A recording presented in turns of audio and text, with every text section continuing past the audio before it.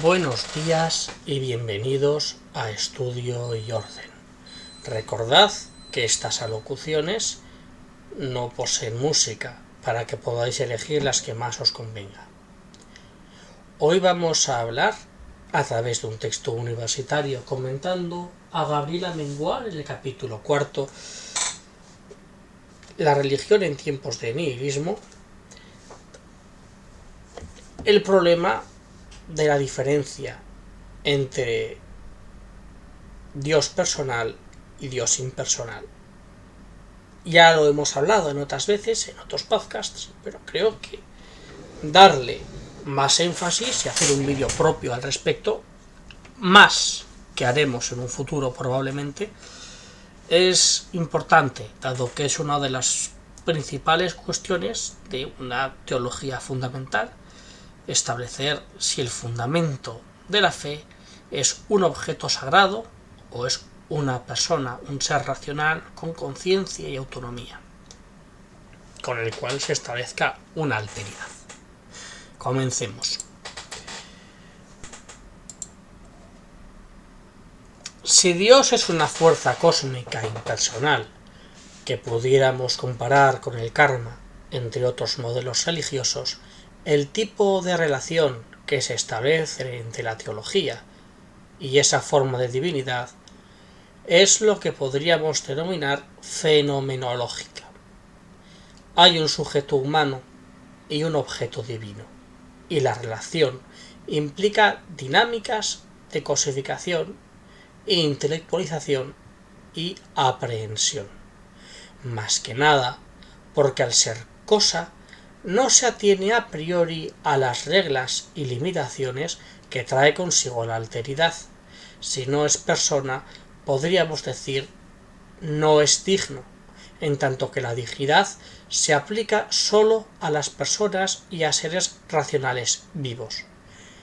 Es por ello una forma de acercamiento que no se atiene a muchas consideraciones morales respecto a la dignidad del objeto divino, básicamente por esa condición de objeto, aunque pueda establecer otras según las exigencias de lo sagrado como tremendo que establece la fenomenología teológica clásica, que añadiría yo lo pavoroso, lo hórrido, lo terrible, y la misma sensación intelectual que se obtiene al leer un texto de Lovecraft respecto de ese terror cósmico, terror fenomenológico indeterminado.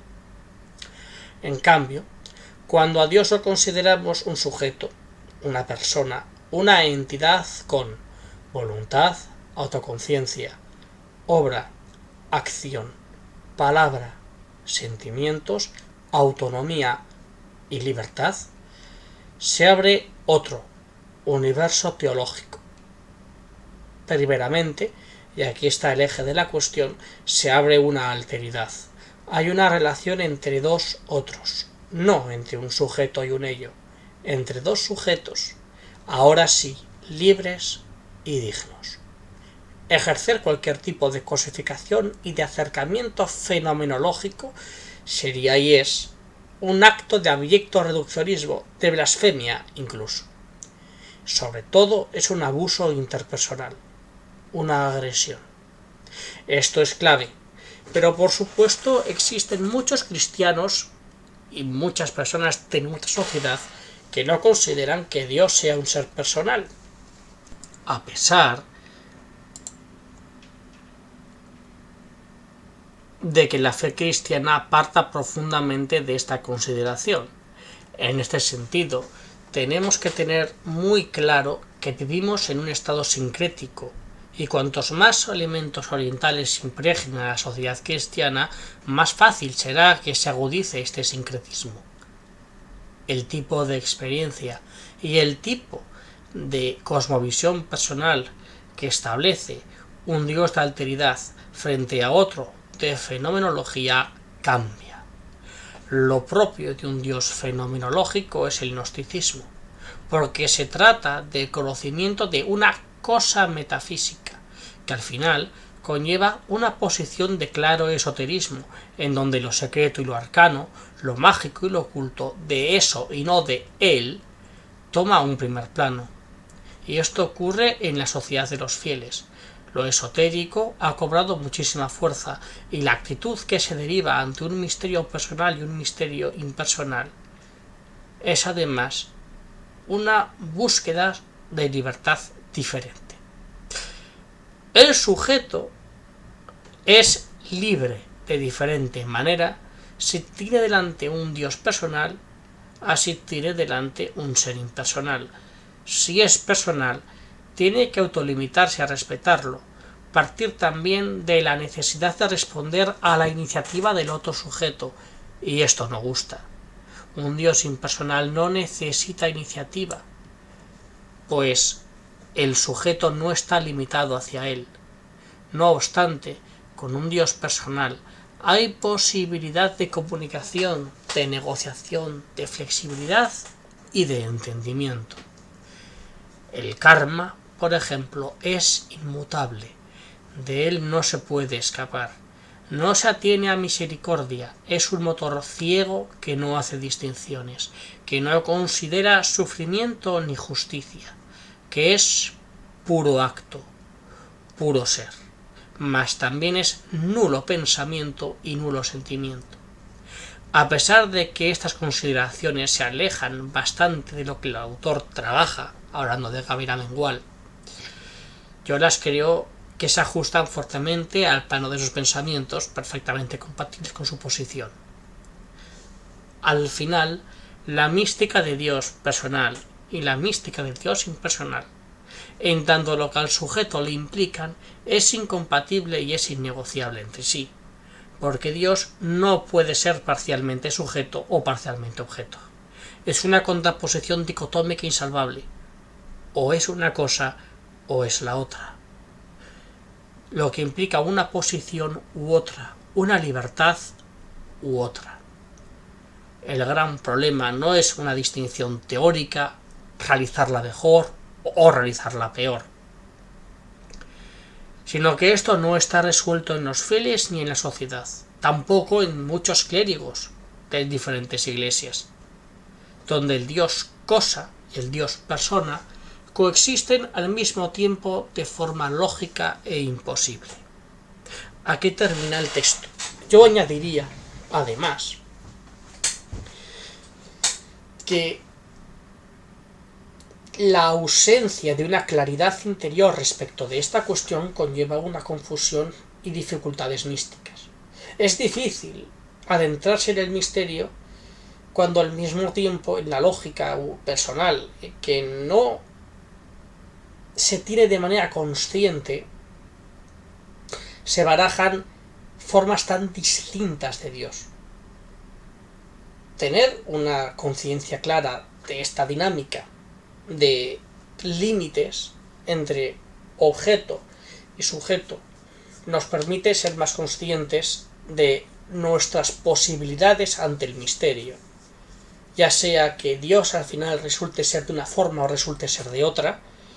Al final tenemos que ser conscientes nosotros mismos de qué implicaciones podría tener y cómo pensar en este tipo de cuestiones. Por otro lado, hay otra cuestión que no añadí, pero que os añado, que tiene que ver con los objetos sagrados. En todas las religiones existen consideraciones de lo divino y consideraciones de lo objeto sagrado. La dinámica o la distinción es, vamos a decirlo así, ontológica. El tipo de ser es distinto. El objeto sagrado procede de, es redundante, la dinámica dicotómica entre lo sagrado y lo profano, de la que algún día tendremos que hablar más en profundidad. Y esta dinámica establece, o podríamos decir, que en el camino al misterio, en el camino a Dios, hay ciertos elementos naturales que son, podríamos llamarlo, de alto interés místico, cosas a las que si centramos la atención, centramos el entendimiento y centramos oraciones o ritos, nos llevarán a Dios. O tendrán ciertas consecuencias divinas. Por ejemplo, es algo muy habitual en lo que sería la cosmovisión cristiana utilizar el agua bendita contra seres impuros.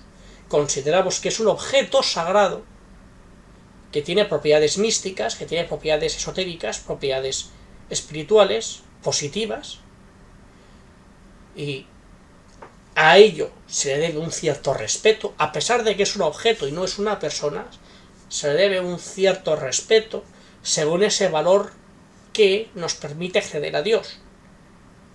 Básicamente, decirlo de un modo un poco tosco, a pesar de que la puerta de tu casa no es tu mujer, tu padre o tu hijo, no la vas a romper, básicamente porque ya es el acceso a tu casa y si se daña alguien podría entrar o tú no podrías entrar. Es algo tan sencillo como un respeto como cosa superior. Muy distinto es a si la realidad en la que nos encontramos es meramente impersonal, si todo nuestro mundo, más allá de nosotros, es objeto. Si el único sujeto del universo fuese el ser humano, la única realidad con dignidad propia y otros alienígenas, vamos a decirlo así, otros seres sintientes que tuviesen dignidad propia, lo que es la naturaleza carecería de dignidad. Esto tiene a priori ya implicaciones ecológicas.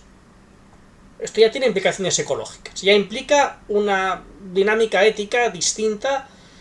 Ya implica una serie de connotaciones. Pero también respecto a la salvación. O respecto a otras cuestiones teológicas. Pensar que nos trasciende una realidad ciega, una realidad impersonal, una cosa, un motor inmóvil, inmutable, perfecto. A nosotros, podríamos decir, habrá diferentes reacciones. A muchos de nosotros nos dejaría fríos, nos dejaría vendidos. Por ejemplo, algo tan sencillo como ese concepto de destino. Si Dios es un sujeto, primero entramos también en una teodicea diferente. Si Dios es un sujeto y hay mal en el mundo, a Dios se le puede hablar, se le puede interpelar, se le puede comunicar. Al karma no. O a otras realidades teológicas no. A Dios sí. Su reacción implicará una posición interpersonal. Uno puede rechazar a Dios. Ahora, al karma no le puedes rechazar. Y te da igual rechazarlo. Cualquier cosa que digas sobre el karma no te va a afectar. O si te afecta es por una ley ciega, que realmente no tiene significatividad, solo significado. Significa algo, pero no es importante para nadie, porque tampoco al karma le importa. No tiene distinciones, es mera objetividad. A la libertad individual, esto le cambia. Por ejemplo, en la religión cristiana, las posibilidades de salvación, de transformación personal, de cambio, de conversión, están fundamentadas en que Dios es un sujeto razonable, sintiente y compasivo. Por eso nuestra religión tenía una característica, las religiones que parten de dioses personales, tienen una característica que en función de la personalidad de este Dios se dan unas diferentes formas de relacionarse con él. Y en función también de la personalidad que piense un cristiano que tenga Dios, su forma de mirarlo cambiará. Esto es, hay un elemento que son las imágenes, que ya un día hablaré de ello, las imágenes de Dios. ¿Qué imágenes tenemos de Dios?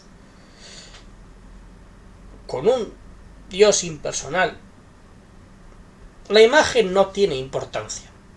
No la tiene. Pienses lo que pienses, hagas lo que hagas en tu mente con él, eso va a estar ahí, porque es una piedra, es un eso, tiene la misma consideración, es un elemento teológico inmutable. Y si muta, mutará como mutan las diferentes formas de carbono, tal cual. Mutará según leyes teológicas. En cambio, si Dios es persona y tú, por ejemplo, te comportas respecto a una imagen de Él que has adquirido que no le representa, al final Dios como sujeto también se podrá posicionar y podrá dar una valoración subjetiva a tu comportamiento. La subjetividad de Dios es un elemento que nos permite mucha libertad, porque si Dios es consciente de que nosotros lo conocemos menos de lo que nos conoce a nosotros, en esa asimetría tenemos una excusa real. Es una excusa real para nuestros malos comportamientos. Podemos equivocarnos y Dios es consciente de nuestra equivocación y puede actuar en consecuencia. Podrá ser más severo o más justo. Es su decisión. Y en cierto modo también estamos vendidos a esa decisión, que puede no gustarnos o sí. Pero tenemos una posibilidad de negociación, una apelación. La realidad puede apelar a Dios únicamente si Dios es un sujeto. Es inapelable un Dios cosa, un Dios ley natural, un Dios objeto inamovible. Es prácticamente, además, cualquier concepto de justicia humana sería absolutamente innegociable con aquello. Si el karma no se ajusta a lo que podríamos considerar una justicia humana, por lo menos en ciertas filosofías, no así Dios, que incluso podría cambiar su comportamiento respecto a diferentes pueblos en función de su filosofía, porque puede saber que al no poseer el ser humano un conocimiento supremo por nacimiento, puede equivocarse, y puede tratar a pueblos que se han portado mal en el pasado de una forma más justa o de una forma más indulgente que a otros más conscientes de la moral y la ética. Puede cambiar incluso sus criterios de salvación y condenación. Y con estas consideraciones os dejo pensando en cuestiones teológicas que no tendrían fin si por lo menos yo no paro de